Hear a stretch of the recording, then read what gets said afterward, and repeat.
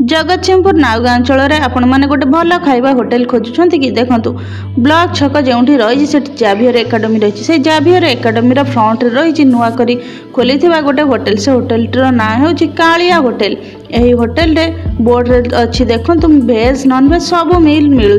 तो यही hotel T नुआ करी खोली तो सब सफा सुतरा अच्छी ता सहित निज जिनपतर रखापी थाक अच्छी थाकरे आप जिनस रखिपारे तो ये आप आराम से बसी खाईपारे गोटे माछ मिल देखो गोटे भात डाली ता सहित गोटे पोई चिंगुड़ीर गोटे देसी घांट आ गोटे पीस माछर गोटे फ्राए ता सहित गोटे बड़ पांपड़ काकुड़ी सलाड पोटल आलू भजा आलू चकटा बड़ी